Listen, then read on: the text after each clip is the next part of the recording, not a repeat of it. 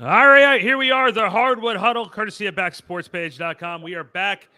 With me, as always, he is our basketball Jedi Master. He is the one and only. He is our Obi-Wan Hoop Obi. That is the one and only Bill Ingram. Joining us as well from basketball. Man, Alex, you've been sort of everywhere. Basketball news, Alex Kennedy, Well, the world famous Alex Kennedy, and of course from the Nets Insider from Sports Illustrated, Rick Laughland. And guys, just a boring week in the NBA. Nothing going on. Mundane basketball. Nothing really happening here. Oh, yeah. Kyrie Irving got traded to the Dallas Mavericks. I think we have all of our bases covered. Bill's down in Texas. Rick and I are in New York. And Alex has his ear to the ground for all the updated NBA news we have. So this should be a very fun show. And boys, there was no way the Brooklyn Nets were going to put Kyrie Irving on the court on Saturday night after Friday's trade demand. And I don't know how, guys. I guess we'll go around the table. We'll start with Bill. How do you grade this trade from both sides? well, first of all, I'm shocked the Mavs actually got a deal done because they're not a team that's known for making good moves. What their MO is they wait till free agency. Everyone that's of any value has signed somewhere else, and then they load up on the rest of the guys and hope that Dirk or, well, now Luka can carry them somewhere in the postseason. So, hey, kudos to Mark Cuban for finally making a deadline deal. Unfortunately, Sean Marks swindled him in a major way because Dorian Finney-Smith is going to give you offense. He's an incredible defensive player. He does the little things that help a team win. You got Spencer Dinwiddie back in town, and we said in this space at the time of that deal, look, they didn't need Kyrie Irving. They had Spencer Dinwiddie. He's fabulous. He's one of the most underrated point guards in the league. He thinks the game. When you talk to him, he's very clearly analyze things and gets the game in a bigger way, something that Kyrie does not do. He's too busy thinking about you never know what, aliens are landing or something. But at the same time, he's going to play. Where Kyrie, while he's a better talent all around, perhaps, than Spencer Dinwiddie, though we've mostly seen Spencer in situations where he didn't get the ball a whole lot. Kyrie, you don't know when some conspiracy theory or he's going to act. I don't think he's really anti-Semitic. I think he tweeted something and he didn't think about. I mean, maybe he is. I don't know. But you don't know when the next thing is going to come along where all of a sudden you're going to be without him and you don't know for how long. So what you're saying is he can end up on the rodeo somewhere? Is that what you're saying? You can picture him on top of like a bull or something like that down in Texas? Nothing would surprise me. So okay. The fact that you got rid of you traded away some guys who will sweat tears and bleed to win games, and you're getting a guy who basketball's just a job to him, and it's fine if he plays, and if he doesn't play, oh well, he'll just spend more time with the family. So good job, Sean Marks. That's my take. Rick, please feel free. And the next perspective. Yeah, for those that may know or not know or were in toxic relationships, it's that basically sigh of relief that like he is out the door. You don't have to deal with the off the court headaches with Kyrie Irving, the constant drama, the constant controversy. But Sean Marks knew going into that summer of 2019 that Kyrie and Kevin Durant were a package deal. Kyrie Irving was the impetus and really the head recruiter bringing Kevin Durant here. So I guess if you're going to give Kyrie any type of credit, at least he brought Durant here. For how much longer, we don't know. But nonetheless, again, the availability was the issue, whether it was vaccination status, whether it was staying healthy, whether it was getting up on the wrong side of the bed. This had just run its course. I was just surprised. I'll speak to the trade specifically, but I was just surprised that the request came from Kyrie, especially in a year where Bill alluded to the issue he had with the anti-Semitic tweet. Then all of a sudden, you know, he's a great soldier. He's playing some of the best basketball of definitely his Nets career, arguably his career. And you think, boy, the Nets got a puncher's chance to come out of the East if they kind of tweak this roster, pick up a legitimate big guy alongside Claxton. And then, of course, as soon as you think everything's too quiet, it's too quiet. And Kyrie behind the scenes is just lighting up matches and blowing up locker rooms. And here we are. And I think the Nets are better for it. I mean, Bill would speak to this watching the Mavericks day in and day out. From what I've seen of Dorian Finney-Smith, he fits that mold as a 3-and-D wing, a guy that Durant has basically been clamoring for Sean Marks to sign. I think we know what Spencer Dinwiddie is, and the value of those picks is going to come in handy now for the next 48 hours or more for Sean Marks to try to get additional pieces around Kevin Durant to hopefully keep him around longer. But again, I hope that the Nets fell into this trap before with Kyrie, basically trying to do everything they could to appease him and Durant. And I understand they're in win now mode, but I'm not necessarily saying clear the cupboard and trade Cam Thomas and Nick Claxton. Let's get rid of all our draft picks and go in all in this year. I hope Sean Marks is reasonable about how aggressive he is to try to surround Durant with the supporting cast. And Alex, since you cover the league very extensively, what have you heard since the Irving trade has gone down as far as what's going on with the Nets and what they're doing? Yeah, I mean, I think the big thing is everyone's kind of waiting to see if there's other dominoes that are going to fall. We've heard the rumors that Spencer Dinwiddie could be on the move. Obviously, they're familiar with Spencer. He's been in that organization. So, if they do keep him, then obviously he's a piece that they know what they're going to get from him. But I think the Toronto Raptors are kind of the team to watch. It sounds like the Nets have been talking to the Raptors. A lot of teams are talking to the Raptors these days because they have a lot of great individual pieces, but they're just not really coming together to win games. So a lot of people are wondering, will they be a buyer? Will they be a seller? If they are going to be a seller, other executives are trying to pick those pieces off, whether it's Fred VanVleet, Pascal Siakam, OG Anunoby, Gary Trent Jr. I mean, they have a lot of pieces that other teams want. So I think that's what's people are kind of wondering, do the Raptors go try to re-engage on a Kevin Durant deal? Do they, make some kind of buyer's move, or are they going to sell these pieces off? And I think the Nets are looking at some of those pieces right now. But I think if you're Sean Marks, I give him credit for being able to get this much for Kyrie Irving, given everything that's kind of happened throughout this Nets stint. The fact that he, has played so few games, some missed time due to injury, some unexcused absences, some suspensions. I mean, this is a guy that played 29 games last year, 54 games the year before, 20 games the year before that. I mean, availability has been a huge issue for Kyrie Irving. So whenever he made that trade request, I'm thinking, what are teams really going to offer for a guy that could leave in the offseason as a rental if he doesn't sign an extension? I didn't expect them to get this kind of package back. And hearing some of the other offers that were out there too, the Phoenix offer, the Lakers offer, the Clippers offer. I mean, some of these offers that were out there were pretty significant too. It wasn't just the Mavs making this big offer. So I was surprised they were able to get so much back. I love Dorian Finney-Smith as a pickup. I think he's a really sneaky addition, kind of like Royce O'Neal in the offseason. Now, they gave a first-round pick for Royce, but it's another 3-and-D type guy that fans are going to fall in love with. That's going to be a great, two-way presence for them. Again, Dinwiddie, we'll see if he stays in Brooklyn, but I think he's the guy kind of guy that, makes a big impact on the floor, but is also like the perfect locker room guy, type of glue guy that you want off the floor, kind of like the opposite of Kyrie in many ways there. So I think it makes a lot of sense for Brooklyn. I'm curious to see. I think it's interesting that they went for the win now pieces. I think that maybe the fact that they went for win now pieces that they can surround Durant with, maybe that suggests they are confident that KD wants to stay there versus, blowing it up and trying to get more picks than young players. It seems like they still feel like they can contend this year with those pieces. So I'm curious to see what they do next. For the Mavs, I don't hate this move for them. I think it's high risk, high reward. It's very possible that we look back on this and it's a horrible mistake and they gave up way too much for Irving. He could leave this offseason and go sign with the Lakers or another team. And, they gave up all these pieces for a half a season rental of Kyrie, and he could, torch their locker room. We don't know. Or he could be on his best behavior. He's an all-star piece next to Luka, take some of the offensive burden off him. He can play on ball and off ball. I think that's one thing that I've seen a lot of people saying, there's only one basketball. He can't fit alongside Luka. Kyrie can play off ball really well. We kind of saw it with KD at times. He's been more engaged defensively this year than at any other point in his career, based on what I've seen. So this could work out for Dallas, but it could also be a horrible train wreck. We'll see. I mean, it could really go either way. Let's just be clear, though, that Luka shoulders as much of the offensive burden as he does because he chooses to. He True. Learned that lesson that, Michael Jordan used to come out and score 50 and they'd lose. He had to learn that. Hakeem would come out and drop 30 or 40 points and they'd lose. And he had to miss a bunch of games with injury, and the team had to win without him. And then he had to go, all the stars went through. LeBron had to go through losing.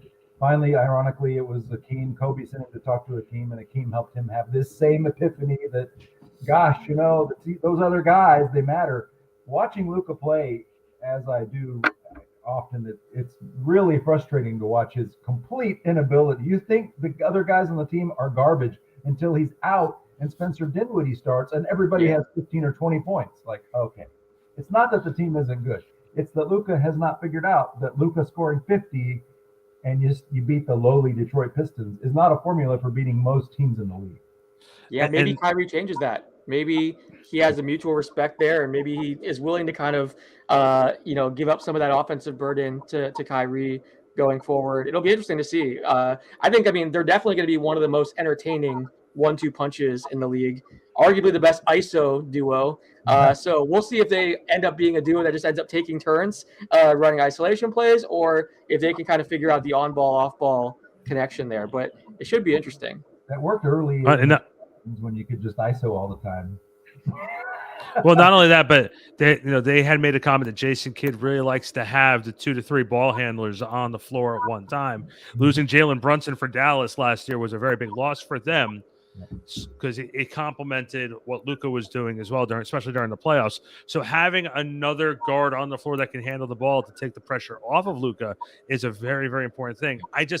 From what we saw up here from Kyrie over the last month and a half since he came back from suspension, obviously he was on his best behavior because he wanted a contract, but he's also played some of his best basketball, and he's been making everybody else around him better up here in Brooklyn all the way up until Friday. But I also think what the final straw for Kyrie in Brooklyn was the game this past week against Boston when the Nets just got shellacked by Boston. I think the writing was on the wall saying, hey, not only do I have to be on my best behavior just to get a contract, but this team is nowhere near up on the same level as the Boston Celtics are right now. And that's what the Nets are sort of working on to do. They want to get onto that level where Boston is. We'll talk about the Celtics in a little bit. Rick, I know you're chomping at the bit, but I do have one question. Alex and Rick, maybe even Bill can answer this question. Correct me if I'm wrong, but Rick was explaining to me a little bit before that if Dinwiddie gets moved again, it can't be in a package deal. Yeah, Rick, you can take this one. Okay, I'll chime in. No, so basically, again, this goes back to remember when Kevin Durant was going to be potentially traded, and there was the trade request that was initiated, and Bam Adebayo, maybe they're going to put Simmons and Adebayo together. Well, those two players are both on a rookie designated max extension, meaning they can't be on the roster at the same time. That holds true also for Pascal Siakam. So all these pie-in-the-sky great trades that the trade machines are accepting that says Pascal Siakam for Cam Thomas and Claxton, and if Ben Simmons is not involved in that deal, Pascal Siakam cannot be on the Nets roster. So you can basically take all those Twitter screen grabs and throw them in the garbage because it doesn't make any sense and is not a valid trade by any stretch. But for me, Randy, to the larger point, I think the Nets finally, and Kevin Durant, look, he loves to play GM. He loves to play armchair quarterback to Sean Marks. He is right about where the league is moving. It's a wings league. The fact that they've gotten bigger and more athletic, what Boston was always able to do against Kyrie, specifically in the playoffs last year, and now the Nets have lost 10 straight overall to Boston because they basically are just hunting matchups with him. The Nets switch everything. They either have Tatum going against Kyrie or you have Brown going against Kyrie, and they're just feasting down low. And, now that you have so much size, we were talking about it, Randy, before the show. I mean, 6'6" Dinwiddie, Finney Smith, who's 6'7", Durant, obviously at 6'10", Claxton. You add a Siakam to that mix, and you're able to maybe, like we talked about, Randy, hold on to Dinwiddie somehow. That really is a recipe, I think, especially with the Nets are just switching 1 through 5. That's a lot of length and athleticism and speed that the Nets have never had before, especially even though Durant's getting older. I think that could be dangerous. Is it enough to get over the hump and get past Boston? Maybe, maybe not, but they'd be a heck of a lot closer than they were, I would argue, with Kyrie even here when he was here last Friday. And just to correct me if I'm wrong, though, Dinwiddie would not be able to be put in any type of package deal in a trade. Yeah. Oh, just one real quick. My understanding is it can be a 1-for-1 deal that he could, if the salaries match and everything, he could be traded for a player, but he can't be part of certainly a 3-team package, but a package of other players and picks. That's my understanding. I don't know if Alex has more to add, but yeah, I think that's why they were trying to extend the initial deal or like, make it a 3-team deal so they could get it in before that first deal happened. But today we saw they had the actual trade call and stuff. So yeah, I think that kind of limits their options now going forward. That's one of the reasons why they wanted to open it up. But yeah, I'm curious to see. You mentioned Ben Simmons. I mean, at this point, I've seen people say, "Oh, they should just package Ben Simmons in a first-round pick and go get some asset." I think, do we all agree that Ben Simmons has very, very little trade value at this point, just with his availability, his struggles? There was the report that Kevin Durant's frustrated and thought that Simmons would provide more, productivity, I guess, this year on both ends of the floor. I feel like if you trade him at this point, you're basically getting pennies in the dollar back. Yeah, basically getting Coke, fries, maybe some nuggets. The only thing I've noticed, my favorite column to watch in the box score is the plus minus. And there have been a lot of games. He's hurt again now, right? But there was a brief period of time where he was actually healthy, and he actually started. He wasn't scoring, but he was always in the plus. He was doing the other things that help your team win. And if he will do those things, granted, he's not going to hit a jump shot. Can't they hire Chip England or somebody? I mean, he's supposed to be an all-star. Apparently, they don't want to hire coaches to coach people or teach people anymore. But remember when Tony Parker couldn't hit a jump shot or a free throw, and Chip England came in, and all of a sudden Tony Parker was a money shooter and great free throw shooter? Why don't we do this anymore? The point being, I think Ben Simmons does still have something to bring to the table if you can get him healthy, because he does rebound and he does pass, he does facilitate, and he does defend. But what on earth? It just seems like every time he has 2 or 3 games in a row, now all of a sudden he's hurt again for some Kawhi Leonard amount of time. It's weird. Yeah. And also too, Alex, I have to ask: have you been hearing any other moves possibly between or with Dallas or Brooklyn as separately? Obviously, besides the obvious with Toronto, fill us in. It's not just about Dallas and the Nets. Talk to us about the trade deadline this upcoming Thursday. You usually have your ear to the ground. What have you been hearing around the league? I think the problem with this deadline, and I think Kyrie and that trade request, one of the reasons why everyone was so excited about it is because we thought this deadline would be pretty boring. Like, we've been joking in our Slack channel behind the scenes that all we're going to have is like a Mason Plumlee trade or something to be talking about over the next week. Unless Toronto does blow it up and move some of these pieces, unless some star player becomes available. You had the rumor about Phoenix maybe looking at Chris Paul options. We know they're probably going to move Jay Crowder, but it's a lot of role players that are kind of being discussed right now. And I think the problem is there's so much parity in the NBA this year that a lot of teams feel like they have a shot, at making a playoff, not only making the playoffs, but making a run in the playoffs. A lot of teams feel like, either they're one piece away or that they can, really make a run in the second half of the season. So you have a ton of buyers, but not really many sellers. And that's why I think Toronto is getting talked about so much, because they are one of those few teams that have the kind of assets that could be interesting to a lot of different contenders. And the teams that are selling, some of the teams near the bottom of the standings, they know that they're one of the only sellers. So they're asking for a ton for some of their significant pieces. So I don't know. I think it's probably going to be one of the quieter trade deadlines than in recent years, because it doesn't seem like there's a lot of, big names being thrown out there. It's a lot of like role player type pieces that could be on the move. I think, again, we know that Jay Crowder's going to be on the move. Bones Highland with the Nuggets is being talked about. Charlotte, they have Terry Rozier, Mason Plumlee, a number of pieces like that. So we've heard some stuff about D'Angelo Russell, but I don't know. I mean, it seems like it's going to be somewhat of a quiet deadline. Rick, would you agree with that based on kind of what you're hearing? I would agree to a point, because I feel if Wednesday rolls around and Sean Marks hasn't vastly improved this roster as stands, I think the big chip that could fall is Kevin Durant. I think that's kind of what everybody's waiting on, and Phoenix is checking in on him. And I will say, I just have to get back to that point about Ben Simmons. I was getting slammed on Nets Twitter because I'm on an island trying to defend the guy. And before he had this phantom injury where he got hit in the eye, then all of a sudden is holding his knee, and then he's out now for almost a week. It's really, like you said, do you question the motivation? Maybe. He's had offseason back surgery.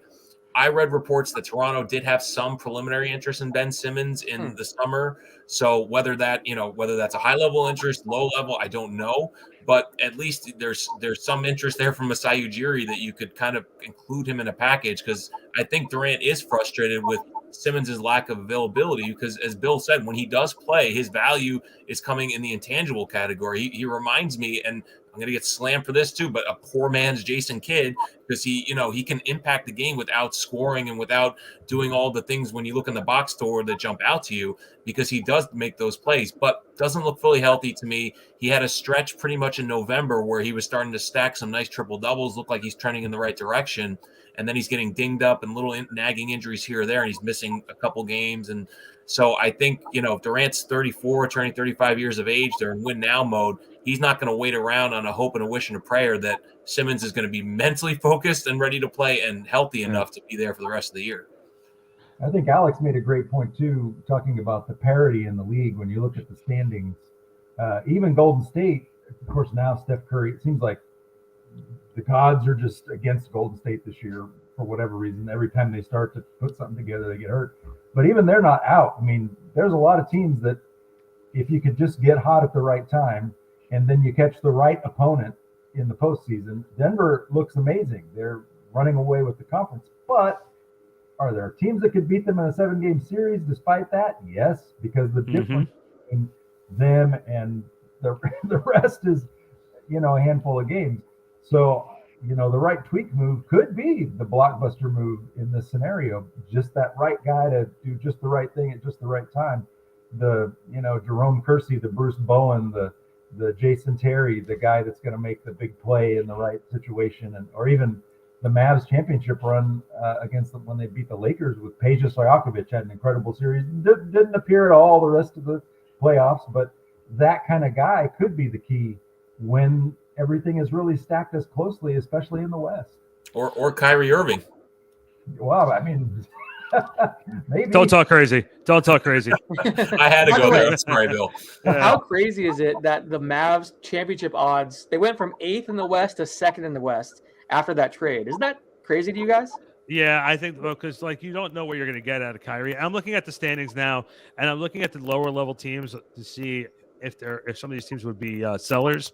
Houston's rebuilding, and they're not looking to move any pieces. I think their biggest piece they can move would be Eric Gordon, and they've constantly kept on saying they're not moving Eric Gordon. The Spurs, I don't know what San Antonio's doing. Pop, I think Pop is doing stuff to just spite people now. I think he's the coach that Pop, yeah, you want me to rebuild? We're gonna tank, buddy. We're gonna see if we can find the next Duncan somewhere. I'll be 105 years old and still on the bench, but buddy, I'm gonna do this my way. And Bill, you know this because you've covered Pop. Pop is just stubborn. Oh yeah. The Devontae Murray probably should still be in San Antonio. Instead, he's now playing in Atlanta, and then they got pretty much nothing back for him. System, which I don't understand Pop's system either, but it sure does work when you have 10 or 11 guys that buy into it and all get it. That move. Yeah. I don't know, with the talents there. They have some other talented. Keldon Johnson, I really like it. It's like they're the team that if you put Tim Duncan, I don't know if Wemby is. I hate when you try to project these tall, skinny guys are going to turn into something. It doesn't work out too often. It did for KD, but it's like they're put together something where one all generational talent makes the rest of it make sense. But right now, it doesn't make any sense. I feel like a lot of executives are looking at them and thinking, could they move Jakob Poeltl, Josh Richardson, Doug McDermott? Again, any of these teams that are at the bottom of the standings, you have the other executives that are circling like vultures, looking at the veterans. Okay, who can we grab? Poeltl is a popular name, but it sounds like their asking price for him is really high. So that's why he hasn't been popping up as much. But yeah, I think those are kind of the guys that people are looking at in the Spurs. But yeah, to your point, you mentioned it. You look at the standings, there's not a ton of obvious teams that are sellers. Maybe, we mentioned Charlotte, Toronto in the East. Even a team like Orlando, they don't have a ton of veterans. You look at a Gary Harris, maybe a Mo Bamba is expendable with their current roster. Detroit, everyone thought Bogdanovich would be available, but they're committed to him, and he's talked about staying there long term or at least multiple years. So there's not an obvious team or veteran. What about a team, Alex? What about a team like Portland with Nurkic? Nurkic being injured now, and Dame has been restless in past years and been linked to you. You're hearing anything about Portland trying to shake things up? Yeah, there actually were reports about Nurkic being available. I don't know what their asking price would be for him. I think Josh Hart could probably be had as well. The question is the asking price. Like it sounds like they're looking for a lot for Nurkic. Hart is probably a guy that could be moved. I'm not sure. I think he could help a number of contenders. He's a piece that could be interesting. So yeah, maybe Portland is one of those teams that between now and Thursday we hear a move happen with a Hart or Nurkic. I mean, it's tough because he's injured right now too. But yeah, they are actually a pretty interesting one. I don't think they're going to blow it up completely, but making some moves in the fringes, that could make sense. So no Damian Lillard. Damian Lillard's he's the anti-Kyrie. He's going to stick it out for the long haul. Yeah, his name pops up all the time. I feel like every NBA fan wants Lillard to be traded, but he seems committed to there. So yeah, I think they're going to try to make it work with him as long as they can. I think they look at the core they've kind of built, and they think that going forward they can build something special. With him and Anthony Simons, they could extend Jeremy Grant or re-sign him this offseason. I think Lillard's probably going to stay. I think if you're talking about like stars that could actually be available, the guys that it comes down to are, you mentioned Kevin Durant, depending on what happens there, but that might not even be something that happens now. That might be more of an offseason thing. Siakam, if Toronto does decide to blow it up for some reason, those are like the only two. I guess some people might consider OG Anunoby a star or like a budding star since he's 25 and, has shown some flashes and can probably. That's an old man in the NBA. 25 is an old man in the NBA. That's like they're putting walkers by his locker. You're making sure, Especially when you have Kyrie as a teammate too. Yeah, well, age and dog years. Alex, I got to ask about the Los Angeles Lakers. They were linked to Kyrie. I had heard like a lot, obviously, with Russell Westbrook. What were some of the deals that you had heard the Lakers talking to the Nets about Kyrie? Because like there were some crazy things. I know there was trying to get a third team involved. There was no way that Russell Westbrook and Kevin Durant were ever going to be able to share the same locker room ever again. So what were some of the things that you were hearing? Because LeBron really wanted to get this done. Yeah, I mean, they have the two unprotected future first-round picks that were apparently being floated out there. There was the report that you had Christie and Reeves. They were asking for like all the young guys too. Basically, give us your picks, give us all your young guys. Russell Westbrook would be included because of his contract and everything. So it sounded like at the end of the day, they just liked Dallas's offer better. And I think you could even argue that Phoenix had a better offer as well. When you look at Chris Paul, Jay Crowder, multiple picks, apparently a first rounder as well. So I think, the Lakers, they're in a tough spot because, they obviously want to improve the roster. LeBron James he's been making comments about, the roster. I know even today he came out and talked about disappointment not getting Kyrie, but even for like a few weeks now, he's been kind of making comments about, hey, I don't want to play at this level for nothing. It's not my DNA to just put up empty stats. Like, he's made comments like that. So they definitely want to improve the roster, but it's just tough when you don't really have the assets. I don't know what they can do. We were talking about that, after missing, I think everyone kind of assumed that Kyrie would be a Laker and that, maybe they can make it work there with LeBron again and all that. Now with Kyrie off the board, I'm not sure what they do to improve this team and go on a run. You look at the options they had. We always thought about that Indiana offer, like, maybe they can go get Buddy Hield and Miles Turner. Now Turner's extended, and they've committed to him and said that he's off the trade market. I know some people have mentioned San Antonio. Could they go get one of these pieces that we just talked about, whether it's like a Pirtle or Josh Richardson? How much does that even really move the needle or help them? I don't know what the plan B is now for this Lakers team to improve. And they're in a tough spot. They're 25 to 29. They're 13th right now in the West. I don't know. I'm curious if you guys have any ideas like what they should do, because there's not a ton of options. I mean, LA is always attractive as like a buyout destination, but you're not even hearing a lot of buyout rumors this year. I think what they're going to try to do now is they're going to try to trade away past championships to try and get talent. So that's like we're going to trade you our 2009 championship if you give us this guy. That's what they're looking to do. Starting a Markieff Morris buyout rumor, but I mean that's just because the Morris brothers and Luka are sort of bad. Yeah. I mean, Markieff Morris isn't even having his season has been dismal. So. Buried on the bench. Yeah. And And I like you guys were just talking about, like, I'm looking around the standings, and that we were obviously putting a lot of focus on the Nets and the Mavs because of the trade. But I was just telling Rick before, I think the most complete team in the NBA, or one of the most complete teams in the NBA, is Cleveland. It's a team that, when healthy, you have good forward play. You have Jared Allen, you have Mobley, you have Garland, you have obviously Donovan Mitchell. You have a lot of talent there, and that looks like they should be really the team to beat and be giving Boston a run for the money. And then maybe if they can keep this core together for the next 2 to 3 years, Cleveland might be the team to beat in the Eastern Conference. I don't know if they should make any moves. Maybe a veteran. Maybe they need another outside shooter. I don't know at this point what to get for Cleveland. Here's the thing about Cleveland to me. You guys are free to disagree. Utah, it wasn't working, right? It wasn't working in Utah. They moved out Donovan Mitchell, which the fan base was in an uproar about because Donovan was the guy. And I kind of wondered if Donovan was the guy. And when he first got to Cleveland, he looked like the guy. But now we're to the All-Star break. Donovan Mitchell has not played well of late. The team has struggled of late. Maybe, you get Lauri Markkanen, who brings it every night, to the surprise of everybody. Danny Ainge will lie and say it didn't shock him. It did, trust me. And Utah is not terrible. In fact, they're kind of like the rest of the West, maybe a tweak away from being serious, as opposed to what we thought was a tear down, let's get back to the roots and rebuild from scratch. Now you're hearing them talk about bringing in, can we trade Conley and get a younger point guard to lead them into the playoffs? Like, not a conversation we thought we'd be having. Cleveland, on the other hand, Donovan Mitchell starting to falter. Is this what Utah was experiencing? Obviously Rudy Gobert was not exactly an instant winner for Minnesota, and really until Cat went down, he was superfluous. And these two guys are not flourishing on other teams that are more stacked than Utah was. So maybe the Jazz did the right thing by saying we need to find another direction to go in. Is that the Achilles heel of the Cavaliers? Because like you just said, Randy, my God, on paper, they should be challenging the Celtics. I just don't know if that's going to happen.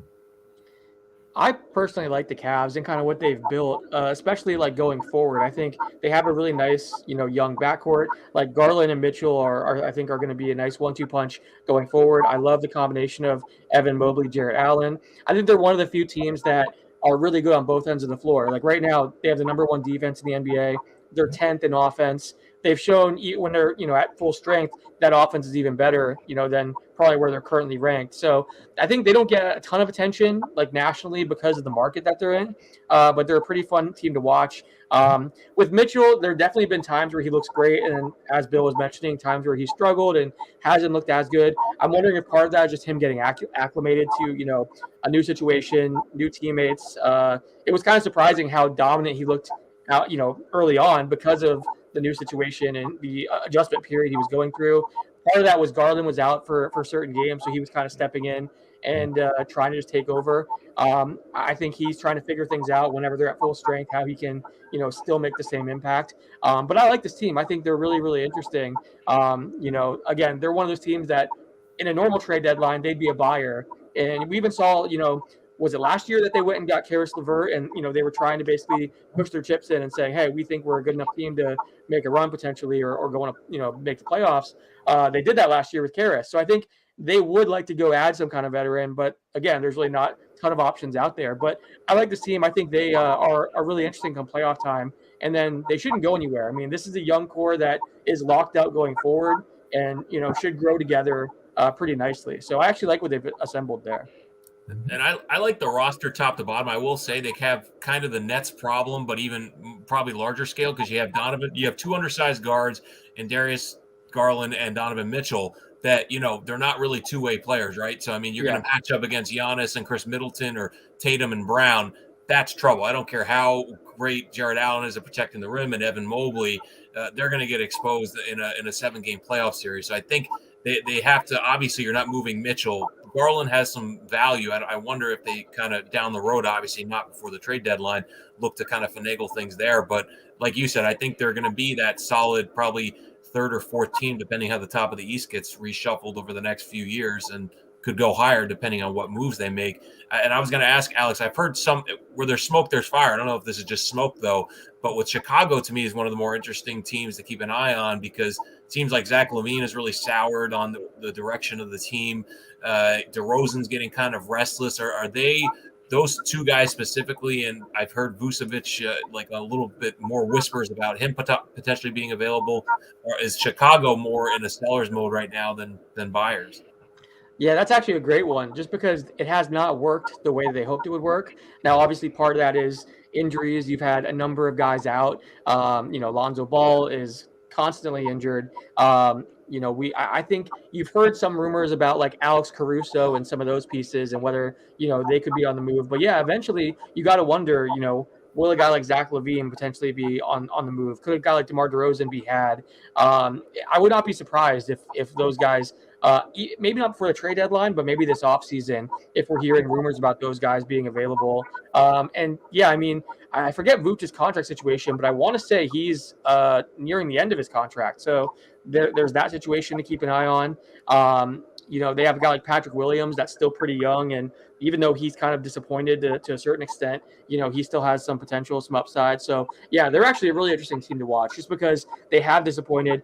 They're closer to being like a Toronto type team than probably what they had hoped, where they have a lot of those individual pieces that could help another team, but they just haven't really fit together and led to success like they really hoped it would whenever they were assembling these pieces. And like DeMar DeRozan, he's played some of his best basketball there. He's been fantastic. It just has not, led to wins, and they haven't really gelled together. Yeah, and guys, by the way, I just wanted to point something out. In the Western Conference right now, we talked about Utah and how teams are playing, and there's a lot of parity in the league. In the Western Conference right now, there's only 2 teams above 500 on the road, and they're not who you think they are. I'll check this out.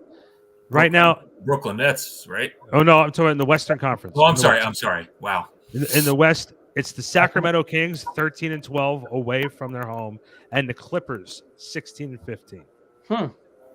So there's a little interesting fact right now about parity in the Western Conference. Yeah. The Denver Nuggets are 12-13 away from their home right now. So and they're 25. I mean, Sacramento's. Yeah, Sacramento. I hate to say it. Sacramento's Chicago of last year. Yeah, Sacramento's the Chicago of last year. Nobody saw them coming, but now they're here and they're trying to make an arrival. Now it's going to be consistently trying to keep playing at that level. All right, so let's put a bow on this. I gotta ask. Give me one player you think will be moved by Thursday's deadline. Let's go with Bill. What do you think? I'm going to tell you the most exciting player would be Siakam. I mean, that's the one that wherever he would go would create something of a juggernaut. That kind of a vast improvement for which other team. And if it's Brooklyn, my God. I mean, to me, if it's Brooklyn and you keep Dinwiddie and you got KD and you're adding Siakam, I mean, there's a team that can compete with Boston for the East. So I'll say Siakam, based on what we've talked about. The Raptors are going nowhere. They're one of the few teams. They're going to get some offers, I'm sure, at the 9th hour, 11th hour on Thursday. Somebody said, all right, fine, we got to do something. Here's cash in everything for Siakam. There you go. And Toronto's going to go, okay. So I'll go with that one. Let's Rick, go ahead. I'm going to rubber stamp exactly what Bill said. I don't know whether it's going to be Brooklyn or the highest bidder. All I know is Sean Marks is going to be double espresso, triple espresso. He is going to be working overtime because he knows in order to save this era and save him from having egg on his face because of doing a deal with the devil and Kyrie and then bringing in KD, this is the last-ditch effort to try to make this thing work. So he's going to try to get as creative as he can, loop in as many different teams, and ultimately, like Bill said, I mean, Siakam is an absolute game changer. If the Nets are able to get him and retain Dinwiddie, or even not retain Dinwiddie, have Van Vliet, you're looking at almost like a 2019 Toronto Raptors team. Just take out Kawhi Leonard and put in Kevin Durant. That's the ceiling that team would have. And again, it would be fun to watch. And whether that happens or not, I think most basketball fans want to at least see the Celtics and the Nets kind of battle out, whether it's in the second round or the Eastern Conference Finals, kind of have a rematch or a rubber match after the Nets beat them 2 years ago. Then they got swept out in the 22 playoffs. So I think that would be a matchup a lot of NBA fans personally I would like to see as well. Alex, go right ahead.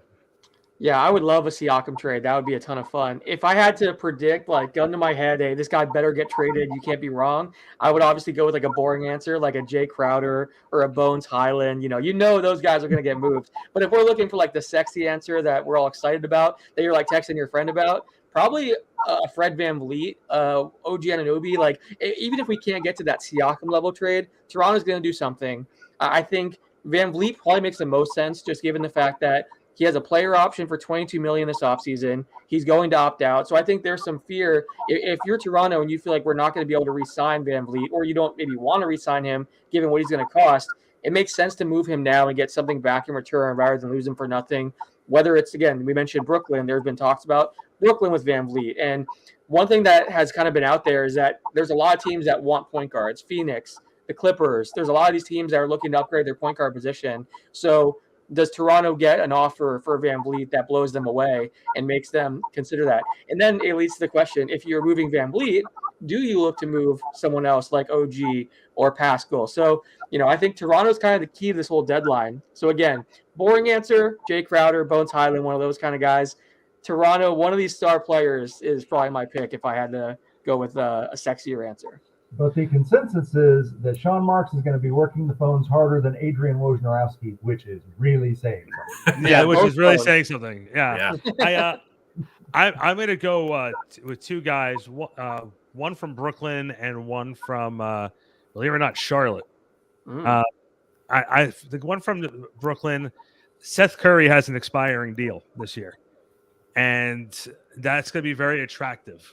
Even if they don't make a deal with Toronto, they can make a move somewhere else, because right now you have a lot of teams who are going to be trying to shed salary, especially with that collective bargaining agreement coming up. They want to try and get out as much salary as they can. Getting Curry and getting another contract off the books could be key.